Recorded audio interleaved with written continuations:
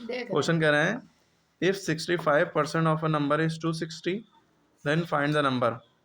यहाँ पे बच्चे कंफ्यूज होते हैं। 65% किसी नंबर का 260 रुपये है, यानी कि किसी नंबर का 65% जब निकालेंगे 260 रुपये को, वो नंबर कितना था, यानी वो नंबर इससे बड़ा ही होगा।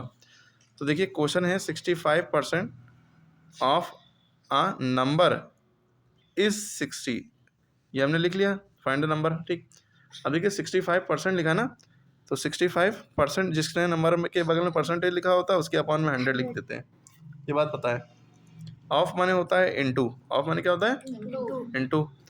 आ नंबर लिखा है, वो नंबर हमें पता नहीं है, नंबर डॉट में है ना, नंबर हमें पता नहीं है तो एक्स लिख दिया। ठीक, इज माने क्या होता है इक्वल टू होता है, मैथ में लिख दिया। ठीक, यहाँ पे 60 लिखा है, 60 लिख दिया। इसके बाद से कहानी क्या है कि हमें इसको और इससे मल्टीप्लाई करेंगे, 65 को एक्स से मल्टीप्लाई करेंगे। 65 को जब एक्स से मल्टीप्लाई करेंगे तो 65x आ जाएगा, मल्टीप्लाई का निशान इससे हट जाएगा। अपॉन में 100 अगर लिखा है तो हमने लिखा रहने दिया, ठीक है, नीचे 100 लिखा तो लिखा रहने दिया। इक्वल टू 60 लिखा है, ये भी लिखा रहने दिया। इसके बाद का स्टेप क्या आएगा, कौन बताएगा? भाई जब भी बीच नहीं कटेगा। अच्छा यहाँ पे 260 है, ये याद रखिएगा धोखे से, यहाँ 260 है, यहाँ 260 लिखा रहा, ठीक है। अब इसके बाद बच्चे कह रहे हैं ये वाले जीरो से यार जीरो कभी नहीं कट सकता, यहाँ से ये नंबर इधर क्रॉस मल्टीप्लाई में जाएगा, ये इक्वल टू लगाए ना, इसके नीचे लिखा होता तब जीरो से जीरो कट जाता, ठीक है। ठीक, अपॉन में इसके नीचे लिखा होता तो हो जाता, लेकिन ये इधर वाला है तो इक्वल टू के इधर जाएगा, क्रॉस मल्टीप्लाई हो जाएगा। तो जब 100 इधर जाएगा तो 100 इंटू 260, या 260 इधर लिखो, 100 इसके आगे मल्टीप्लाई में लिख दो, ठीक। लेकिन इधर इक्वल टू के पहले क्या था 65x, ये लिखा रहा।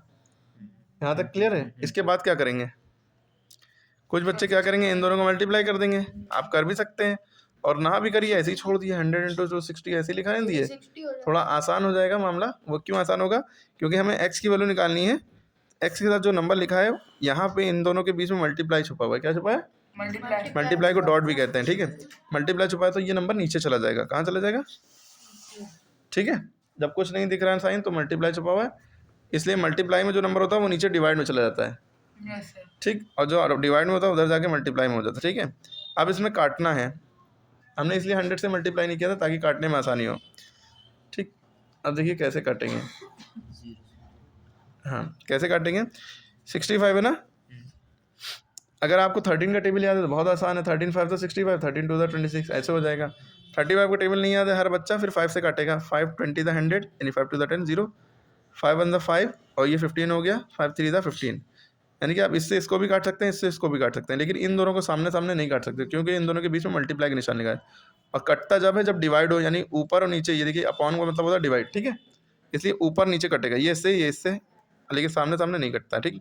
अब हमारे 13 आ ही गया, 13 का टेबल लगाना ही पड़ेगा, 13 1 द 13, 13 2 द 26, जीरो लगा तो लगा दिए, ठीक।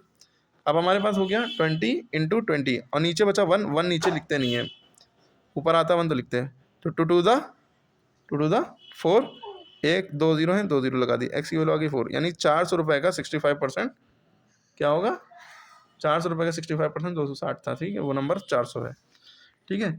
इसी तरह सारे सवाल जो भी करना चाहें कर सकते हैं, ट्राई करें, ठीक है।